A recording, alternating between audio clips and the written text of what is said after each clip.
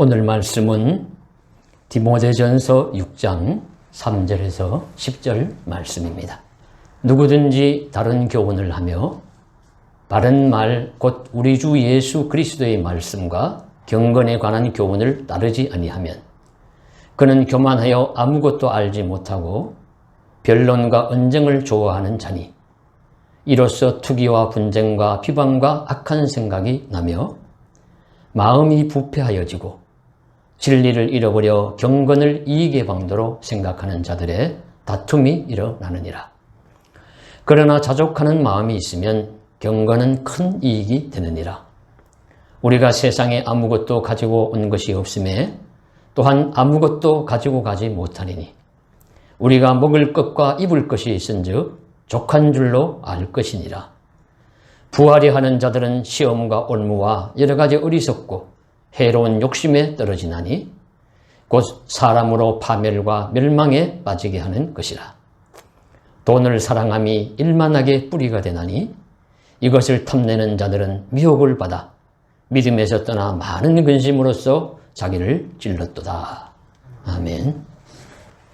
저의 신학교 졸업 논문의 제목이 마태에 있어서 의인과 복인의 연계성에 관한 연구라는 제목이었습니다.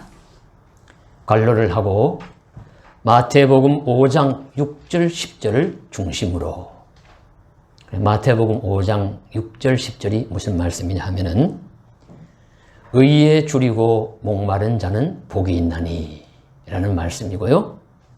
10절 말씀은 의를 위하여 핍박을 받은 자는 복이 있나니 라는 말씀입니다. 그러니까 이 두 말씀에 의와 복이 다 함께 나옵니다.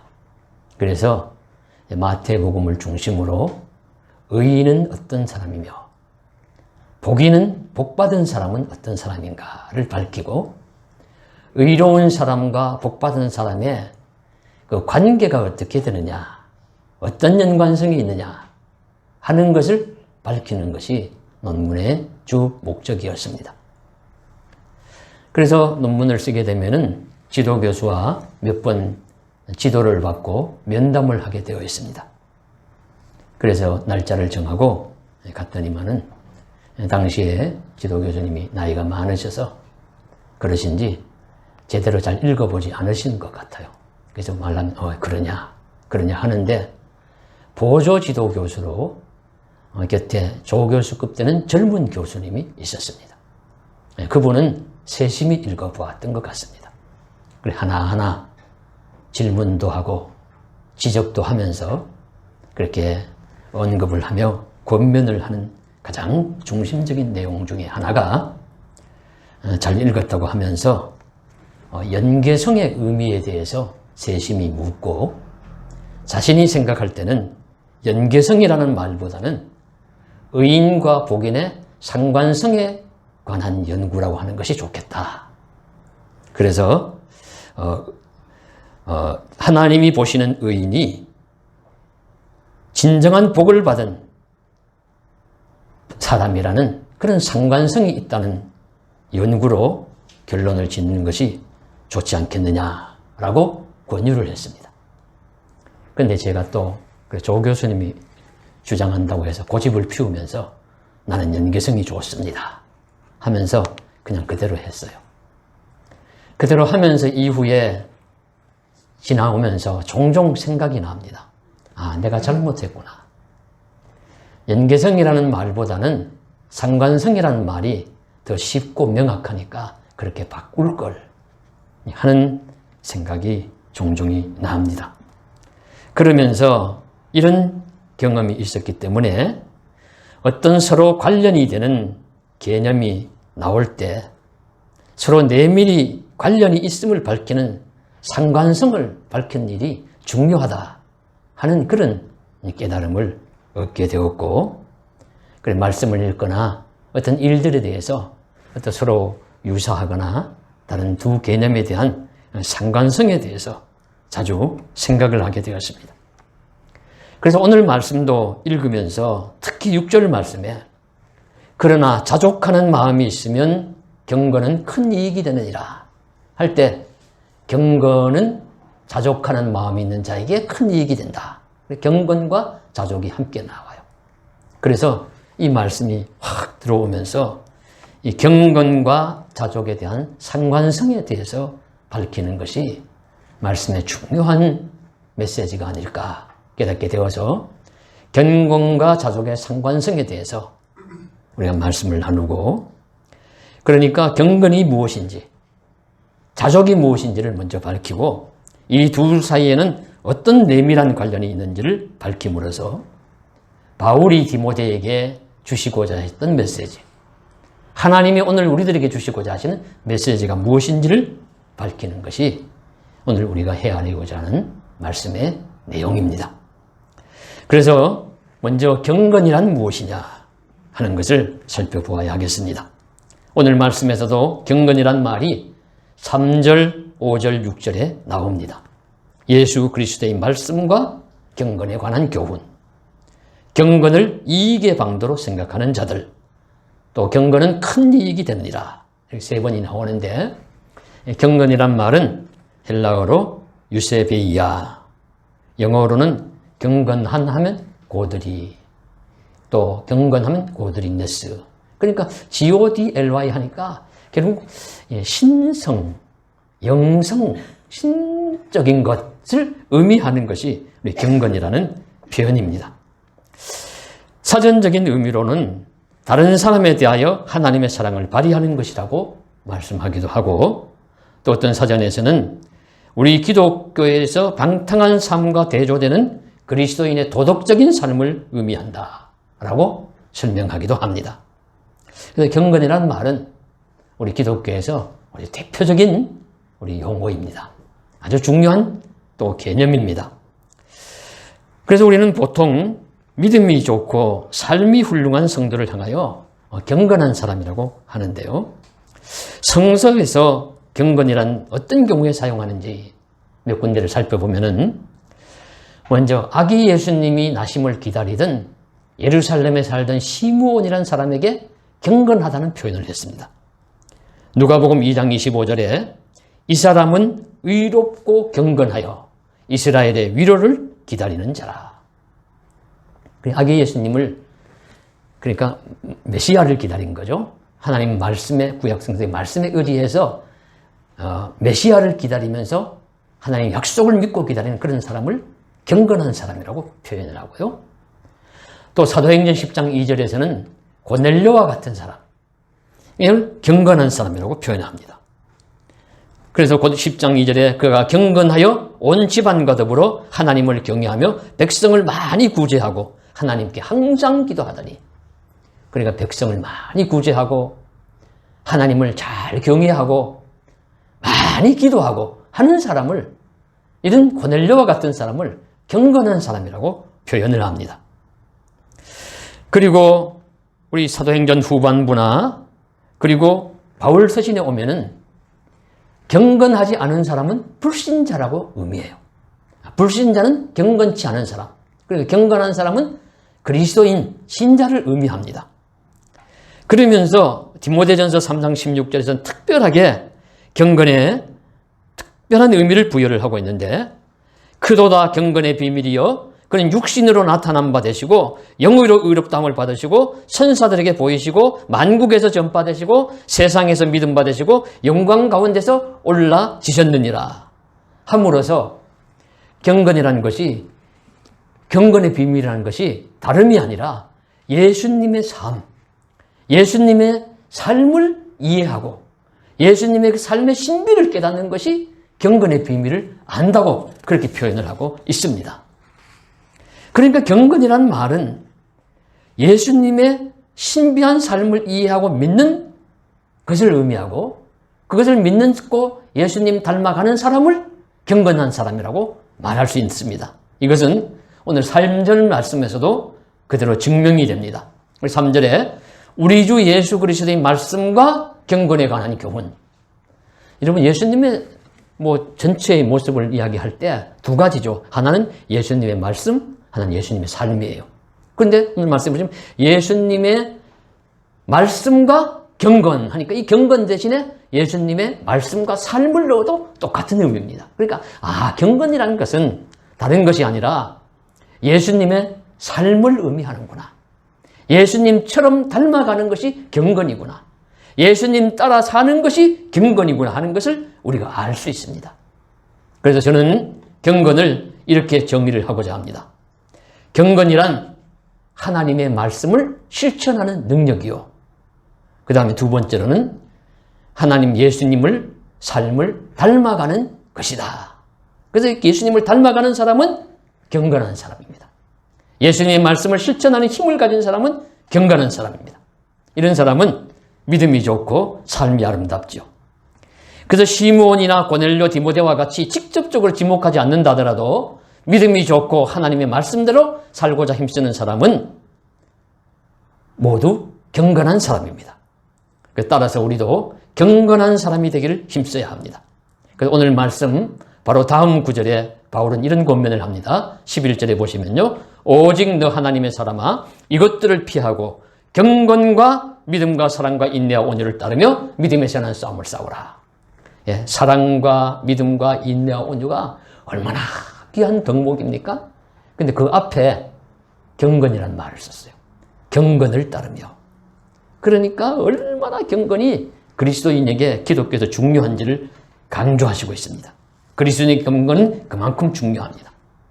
디모데전서 4장 7절 8절에서 망령되고 허탄한 신화를 버리고 경건에 이르도록 내 자신을 연단하라. 망령되고 허탄한 신화를 버리고 경건에 이르도록 내 자신을 연단하라. 우리 이전 성경, 개역 성경에서는 경건에 이르기를 연습하라고 했어요.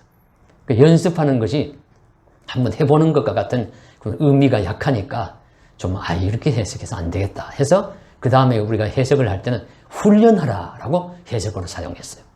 그런데 이번에 개역 개정판을 지금부터 사용하시는 성경을 내면서 그것보다는 연단하라 하는 말씀이 더 적합하다고 해서 연단하라라고 번역을 했는데 경건을 연단하라고 했습니다. 훈련하라는 것입니다. 힘쓰라는 것입니다. 하나님이 주시는 힘으로라야 경건이 가능하지만 하나님의 말씀을 잘 믿고 말씀을 따라 실천하고 하는 것도 성령이 주시는 힘으로 가능하고 예수님께서 함께 하셔야지만 예수님 따라 사는 삶이 어찌 우리 마음대로 되겠습니까? 그러나 그런 선한 소원을 가지고 경건하도록, 경건을 살도록, 경건에 힘쓰도록 하라라는 것도 하나님의 권유의 말씀입니다. 그러므로 우리는 경건한 사람이 되기를 힘쓰며 간구해야 합니다. 그러면 성령이 우리를 경건한 삶을 살아갈 수 있도록 도와주실 것입니다. 우리 모두는 경건한 삶을 살아가려는 선한 소원을 가진, 그래서 예수님 닮은 삶을 사는 경건한 사람 되기를 위해 힘쓰는 저와 여러분 되시기를 간절히 소망합니다. 두 번째로 그 말씀에 살펴보아야 할 말은 자족이라는 말입니다. 자족, 스스로 만족하게 여긴다. 바울 시대, 고대 시대에 유명한 헬라의 스토아 철학에서 강조하는 덕목이 무엇이냐면은 바로 이 자족이라는 말이에요. 스스로 만족하며 살아라. 그런데 그 스토아 철학에서는 자기의 능력으로 환경에 저항해서 걱정과 근심을 물리치고 자신의 필요와 안전을 스스로 충족시키는 것을 자족이라고 했습니다. 여기서 강조하는 것은 자신의 능력으로예요. 수도 훈련을 하든지 그러니까 수양을 쌓든지 어떻게 마음 훈련 극기를 하든지 간에 그렇게 해서 자기의 능력으로 여러 환경에 저항해서 걱정 근심 다 내려놓고 물리치고 그저 만족하면서 자족하면서 사는 것을 의미한다. 최선의 상태다라고 스토아 철학에서는 강조했다는 거죠. 그리고 요즘도 그런 의미를 많이 사용합니다. 주변 환경에 어떠하든지 만족하고 좀 낙천적으로 살아라. 그래서 이런 권유도 됐습니다. 피할 수 없으면 즐겨라. 피할 수 없으면 즐겨라. 그리고 어떤 어려운 일들이 닥치면은 피할 수 있으면 피하면 좋은데 피할 수 없는 일을 가지고 붙들고 몸부림치면서 괴로워하면서 슬퍼하면서 탄식하면서 그렇게 세월을 허송하느냐. 피할 수 없으면 차라리 즐겨라. 이 말씀도 좀 유용한 면이 있다고 보여져요. 왜냐하면 너무 근심, 걱정, 염려가 생활화된 분들이 있거든요. 저와 여러분은 어떻습니까? 저도 조금 그런 면이 좀 있다고 보여지는데, 조금만 근심, 걱정 와도 잠도 잘 못 자고, 그냥 힘들어하고, 그저 생각에 떠나지 않고, 그걸 붙들어 잡고, 괴로워하고, 힘들어해요. 그런 상습적으로 만일에 그렇다면, 피할 수 없다면 차라리 즐겨라 하는 말도 유용하다고 보여집니다. 그런데요, 피할 수 없어서 즐길 수 있는 상황은 어느 정도 정해진 것이 아닐까요? 피할 수 있어서 즐길 수 있는 상황이라면은 그건 융통성이 있는 상황입니다. 피할 수 있어도, 피할 수 없어도, 피할 수도 없고, 즐길 수도 없는 상황이 있어요. 아무리 즐기려고 해도 끊임없이 억누르면서 하는 그것을 떨쳐버릴 수 없는 그런 상황이 있습니다. 그러니까 피할 수 없으면 즐겨라 하는 말도 정확한 해답은 아닙니다. 최선의 해답은 아니에요. 그러면 성서가 말씀하시는 자족이란 무엇일까요? 생각해 보게 되죠. 그저 세상살이에 대한 걱정, 근심이 쌓일 때 내가 믿음이 너무 약한가 생각해 보기도 합니다. 그래서 걱정, 근심, 염려가 팍 들어오면 아유, 내가 믿음이 약하지.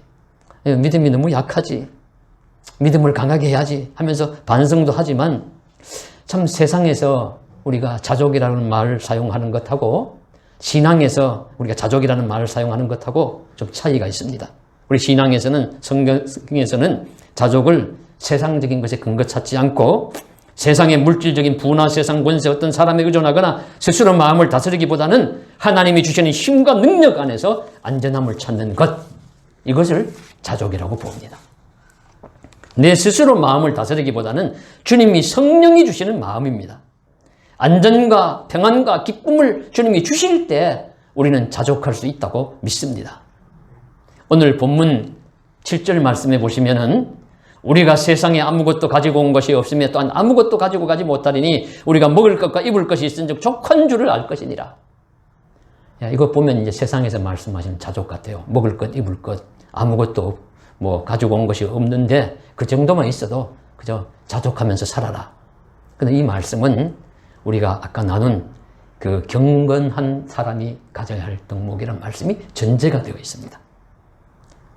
하나님의 말씀을 따르는 삶, 예수님에 대한 믿음이 전제가 되어 있어요. 그런 사람은 빈손으로 왔다가 빈손으로 가는 인생이고 그저 단순히 먹을 것, 입을 것 아무것도 우리가 다 가지고 가지 못하니까 최소한의 양식이나 입을 것, 먹을 것만 있어도 족한 줄 알며 살아라.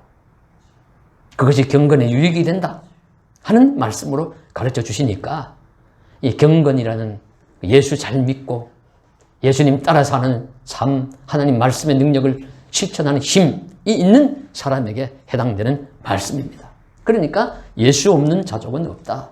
그리스도 안에서 자족하는 삶이 가능하다는 말씀을 우리가 깨달을 수가 있습니다. 자족에 관한 대표적인 말씀이 하나 있는데 바울이 빌립보 교회를 향해 주시는 말씀입니다. 제가 말씀을 읽으면 여러분 다 잘 기억하시는 말씀이에요.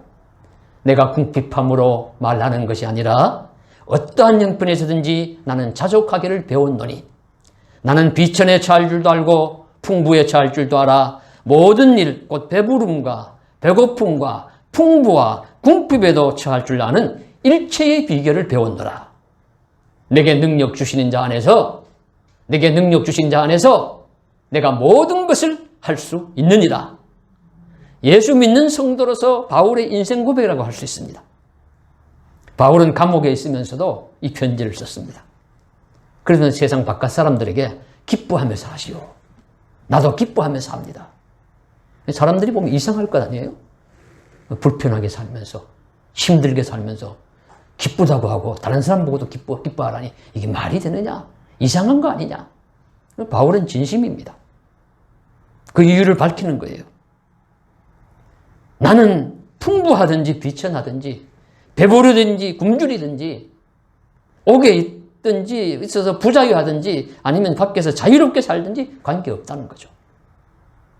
어떤 경우에도 자족하는 일체의 비결을 배웠는데 그것은 내게 능력 주시는 자 안에서 하나님 안에서 예수님 안에서 가능하다.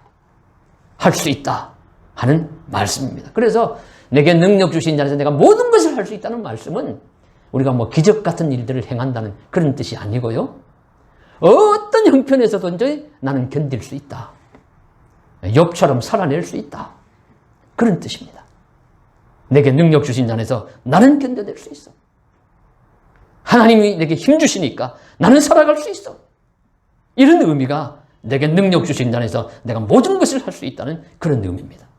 성도의 자족은 자신이 안에서 나오는 것이 아니라 하나님을 전적으로 믿는 믿음 안에서 나오는 삶을 의미합니다.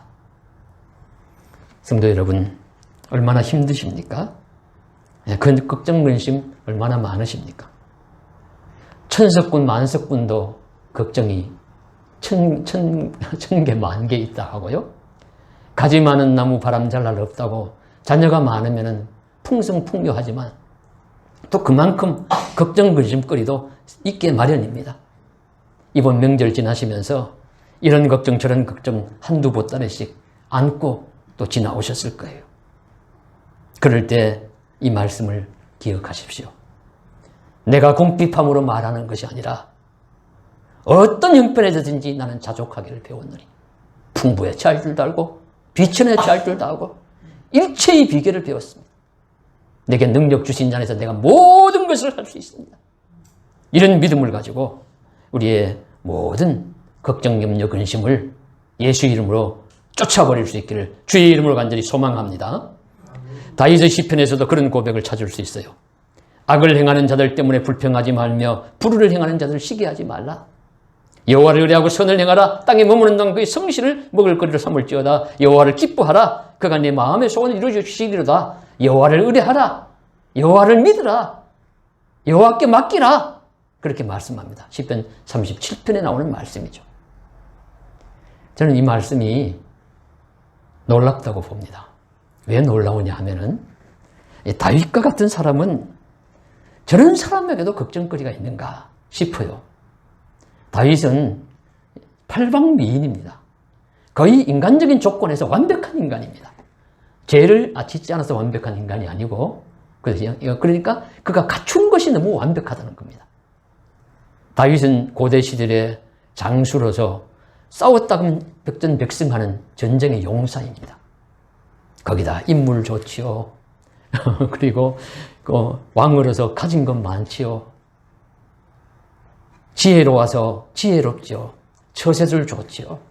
시 잘 짓죠. 노래 잘하죠. 악기 잘 다루죠. 못하는 게 뭐 있습니까? 그럼에도 불구하고 이 다윗에게도 시기할 대상이 있고 걱정, 근심, 염려가 있었습니다. 그래가지고 사람들에게 얘기하는 거예요. 걱정거리 있으면 주께 맡겨라. 염려 맡겨라. 그러는 거죠. 그래서 이 다윗이 가르쳐 주시는 것은 다른 어떤 방법으로도 내가 가진 힘으로도 내가 가진 지혜로도 내가 가진 출중한 모든 능력으로도 이 걱정, 근심거리 해결 못해요. 한 가지 해결하는 방법은 여호와께 맡기는 것이더라. 주를 의지하는 것밖에 없더라. 그렇게 가르쳐 주십니다. 그래서 다윗 경우에도 피할 수 없으면 즐기라가 아니라 피할 수 없으면 맡겨라. 피할 수 없으면 맡겨야 돼요. 하나님께 맡겨야 돼요. 그래서 이렇게 하나님 안에서 자족함을 누리는 다윗이나 내게 능력 주신 자 안에서 모든 것을 할 수 있는 일체의 비결을 배웠다는 바울이나 유사한 가르침을 오늘 우리들에게 주시는 것입니다. 그래서 바울은 빌립보서 4장 6절에서도 아무것도 염려하지 말고 다만 모든 일에 기도와 간구로 너희 구할 것을 감사함으로 하나님께 아뢰라. 이 자세도 자족하는 삶에서 나오는 하나님께 맡기는 삶이잖아요. 하나님께 의지하는 삶이에요. 아무것도 염려하지 말고 그저 모든 일 기도와 간구로 감사함으로 하나님께 아뢰라. 감사하는 자가 자족하는 자고 자족하면 감사할 수 있습니다. 그러면 하나님께 맡기는 것이죠. 그러면 하나님이 세상이 알 수 없는 평강을 그런 마음을 하나님이 주실 것이다. 이 놀라운 자족의 상태를 말씀해 주시고 있습니다. 예수님도 산상수훈에서 말씀하십니다. 그러므로 내가 내게 이르노니 목숨을 위하여 무엇을 먹을까 무엇을 마실까 몸을 위하여 무엇을 입을까 염려하지 말라. 목숨이 음식보다 중하지 아니하며 몸이 의복보다 중하지 아니하냐. 공중의 새를 보라. 심지도 않고 거두지도 않고 창고에 모아 들이지도 아니하되 너희 하늘 아버지께서 기르시나니 너희는 이것들보다 귀하지 아니하냐. 그리고는 또 의복에 대해서 말씀하시면서 어찌하여 의복을 위해서 염려하느냐. 들에 핀 백합화를 보라. 솔로몬의 그 화려한 그 모든 그런 번성함 그런 것으로도 이 백합화 꽃 하나만 못했다. 오늘 아궁이 있던 내일 던져질 들풀도 하나님이 먹이고 입히시거든. 하물며 너희일까 보냐. 예, 얼마나 자족하는 삶을 말씀하신 겁니까? 그러므로 너희는 먼저 그의 나라와 그의 의를 구하라. 그리하면 이 모든 것을 너희에게 더하시리라. 예수님께서도 하나님이 붙들어 주실 거니까, 보살펴 주실 것이니까 염려, 걱정, 근심 붙들어 메고 살라는 신앙의 놀라운 자족의 삶을 말씀하시고 있습니다. 하나님께서 저와 여러분에게도 이런 자족의 삶을 주시기를 주의 이름으로 간절히 소원합니다. 이 땅에서 자족하는 삶을 살아가는 사람을 보셨습니까? 많이 보신 적도 있으실 겁니다. 믿음이 좋으신 분들 중에 그런 분들이 계시는데 오늘 좀 특별한 이 예를 하나 들려고 합니다. 문학인들의 책을 읽다가 보면은 종종 천상병 시인에 대해서 쓴 내용을 만날 수가 있어요. 그래서 이 사람 이야기도 읽고 저 사람 이야기도 읽다 보면 이 사람이 이런 삶을 살았구나 하는 것을 이제 알게 됩니다. 어느 정도. 그래서 제가 읽어본 내용으로는 1930년에 일본에서 태어난 제1주선이었는데 그저 아기 때 그저 마산 옆에 있는 진동에 와서 잠시 살다가 다시 일본으로 건너가서 어린 시절 보내다가 해방 후에 다시 마산 와서 살았고, 그래서 마산에서 자라나다가 나중에 서울대 상대도 입학하고 그러다가 또 어떤 사건에 연루되어서 또 고문도 받기도 하고 그러다가 또 어떤 때는 하도 사람이 그냥 이렇게 흥청망청 이런 모습으로 사니까 사람이 안 보여서 죽은 줄 알고 그분이 쓴 시를 해가지고 유고 시집을 만들어냈는데 살아나왔어요. 그냥 길에서 쓰러져 있다가 강북에 있는 정신병원에 사람들이 입원을 시켜놨다가 나와서 그러다가 나이 43세 목수노기라는 분과 결혼해서 그분에 의지해서 살다가 이제 가신 그런 분입니다. 이게 이제 외면적인 삶인데 그 일화가 이제 기인적인 삶의 일화가 많이 있죠. 그래서 동민들이 문인들이 평가를 하는데 그렇게 이분은 누구든지 자신을 만나거나 찾아오기만 하면 돈부터 달라고 손을 내민대요. 처음에는 얼마를 달라면 100원만 주소. 100원만 주소. 왜 100원 달라면 막걸리 값이 100원이면 되었대요. 그러다가 막걸리 값이 올라가니까 그 다음은 200원 주소. 그 다음은 500원 주소. 그러다가 이제 나중에는 1000원까지 올라가서 1000원만 주소. 그것이 이제 거의 입에 붙은 말이었다고 합니다. 그래서 한 시인이 후배가 정말 찾아가니까 아니나 다를까 누구요 누구? 날 찾아왔소? 옳지 옳지. 나 돈 1000원만 주시오. 돈 1000원만 주시오. 그저 같은 말을 소문대로 몇 번씩 반복하면서 돈부터 달라고 손을 내밀더래요. 그렇게 얻은 돈으로 막걸리를 사서 끼니를 때우며 살다가 나중에는 이제 결혼한 부인이 하는 찻집에 기대어 살다가 떠난 분이죠. 그래서 개짜 시인, 문단 거린이라는 별명이 붙어 있다고 합니다. 그런데 그가 이렇게 겉보기처럼 막 사는 사람이 아니라는 평가를 하기도 합니다. 김응교라는 숙대 교수가 한 말을 보면은 자신도 사람을 잘 모르면서 함부로 깎아내리는 우를 범할 때가 있는데 바로 그 한 예가 이 경우였다고 해요. 자신도 이 사람을 생각하면 이 사람 과대평가한 거야. 그냥 주정뱅이 아니야. 이런 쪽으로 생각을 했는데 알고 보니까 함부로 대할 그런 사람이 아니더라 하는 것입니다. 그 이유 중에 하나가 천상병 시인의 마음속에는 하나님 믿음이 있었어요. 하나님 믿음이 있었어요. 그 시 중에 연동교회라는 시가 있습니다. 연동교회. 저도 그 시를 읽어보았는데 그 내용이 다른 내용이 아니고 이런 내용입니다.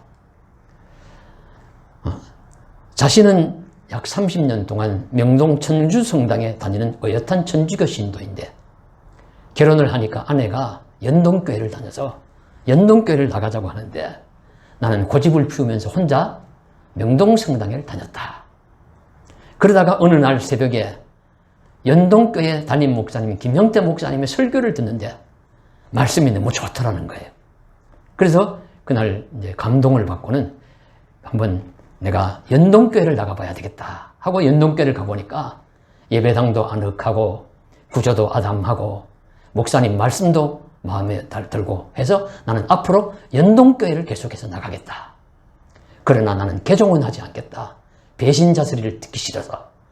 그러니까 배반자 소리를 듣기 싫어서 천주교인 본적은 두고서 이제 개신교인이 되었다. 이런 이제 이야기. 그게 그냥 이 시의 내용이에요. 제가 말씀드린 그 시가 그런 식으로 적혀 있습니다. 그렇게 그런 주일이면 하나님을 믿는 그런 신앙인이었어요.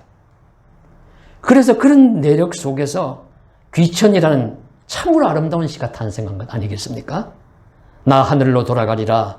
새벽빛과 닿으면 쓰러지는 이슬 더불어 손에 손을 잡고 나 하늘로 돌아가리라.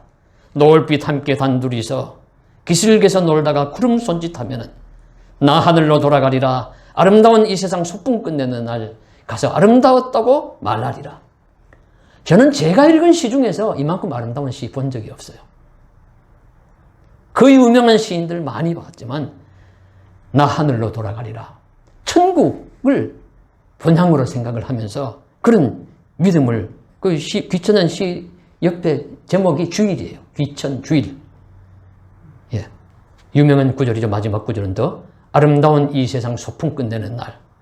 자신 그렇게 살았어도 아름다운 이 세상 소풍처럼 살았다.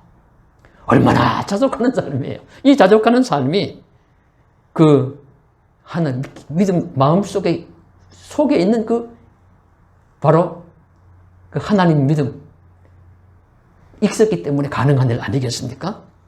그것이 바탕이 되지 않고는 생각 없는 문단 거린이 아니라 그는 매일 새벽 5시면 일어나서 수락산 계곡에 들어가서 계곡물에 몸을 잠그고 있었던 사람이라고 합니다. 자연과 하나님을 잊지 말고 살아야 할 것을 반복으로 노래했던 신앙신이었다고 평가합니다. 그야말로 가진 것이 없어도 자족했던 사람이라고 보여져요. 그래. 뭐 사람이 어떠냐는 걸 판단은 주님이 하실 일이지만 그저 우리는 뭐 가진 것이 이처럼 없어도 예수 믿는 믿음 안에서 자족하면서 살면 이처럼 아름다운 시도 남길 수 있구나 하는 것을 알게 됩니다. 이제 우리는 경건과 자족의 상관성에 대해서 생각해 볼 때 이미 말씀드린 바와 같이 예수님 안에서 경건한 사람만이 진정한 자족의 삶을 살아갈 수가 있습니다. 그러면서 거기에 더 첨가하면은 오늘 5절 6절 말씀 마음이 부패하여지고 진리를 잃어버려 경건을 이익의 방도로 생각하는 자들은 다툼이 일어나느니라. 그러나 자족하는 마음이 있으면 경건이 큰 이익이 되느니라. 이익이란 단어가 등장을 하는데 이 이익이란 경제적인 용어고 실용적인 말인데 왜 여기서 등장하느냐 하면은 그 다음에 나오는 욕심을 설명하기 위해서예요. 예, 욕심. 경건에도 욕심은 방해거리고 우리 자족하는 삶에도 욕심은 방해거리입니다. 그래서 그 다음에 나타나는 9절 10절 말씀은 이 욕심에 대해서 경고를 하시고 있습니다. 부하려고 하는 자들은 시험과 올무와 여러 가지 어리석고 해로운 욕심에 떨어지나니 곧 사람으로 파멸과 멸망에 빠지게 하는 것이라. 돈을 사랑하며 일만하게 뿌리가 되나니 이것을 탐내는 자들은 미혹을 받아 믿음에서 떠나 많은 근심으로 해서 자기를 찔렀도다. 예, 욕심 부리지 말아라. 너무 과도한 욕심을 내면서 살지 말라고 말씀을 해주시고 있습니다. 과도한 욕심이 삶을 망치고 결국 멸망하게 될 것이라는 말씀입니다. 그러므로 참으로 경건한 사람은 자족하는 사람입니다. 세상 욕심으로부터 먼 사람은 자족하는 사람은 경건에 가까이 다가갈 수가 있습니다. 그렇지 않고 탐심을 가지고 있는 사람은 경건도 이익의 재료로 생각하는 거예요. 그리고 경건한 모습 자체도 내게 무슨 이런 삶의 이익이 되지 않을까? 그건 이제 주객이 전도가 된 것이죠. 하나님이 은혜를 주셔서 경건한 삶을 살면서 자족하고 기쁘게 살아갈 때 거기에 분복으로 따라서 주시는 복은 받아서 누리면 되지만 그렇지 아니고 그걸 쫓기 위해서 이 경건한 삶을 산다? 예, 그것은 차례가 바뀌어서 그렇게 살아갈 수가 없습니다. 경건한 삶을 사는 사람은 자족하는 사람이고 자족하는 사람은 감사하는 사람이고 감사하는 사람은 경건한 사람이 될 수가 있습니다. 고로 우리도 경건한 사람이 되기를 소원하면서 우리 삶에 자족의 은혜를 주시기를 원합니다. 진실로 자족하는 사람은 욕심을 부리며 살기보다는 어떻게 하나님을 잘 섬길까, 예수를 잘 믿을까 사모하면서 삽니다. 그러면 경건한 삶을 이룰 수가 있고 경건한 사람이 되어갑니다. 그러면 우리 모든 삶을 하나님이 책임져 주십니다. 그럼 결국 우리 자족하면서 이루는 경건은 우리 삶에 큰 유익도 될 것입니다. 우리에서 우리는 자족하는 마음, 가도나 욕심을 물리치고 극복하는 마음으로 경건이 우리의 삶에 큰 유익이 되는 은혜가 나타나기를 원합니다. 그러면 부의 많고 적음에도 크게 흔들리지 않을 것이고요. 권세의 크고 적음에도 휘둘리지 않을 것이고요. 세상 사람들이 세상적인 잣대로 나를 판단해도 크게 마음 상하지 않을 것입니다. 오직 주님 바라보면서 주의 은혜에 감사하면서 경건한 사람으로 살아감을 자족하면서 살 것입니다. 경건과 자족은 뗄래야 뗄 수 없는 이런 깊은 상관성이 있습니다. 자족함 안에서 누리는 경건한 삶, 경건한 사람이 됨으로 주 안에서 누리는 자족, 이런 놀라운 신앙의 세계에 저와 여러분께서 함께 소속될 수 있기를 주의 이름으로 간절히 소원합니다. 기도드리겠습니다.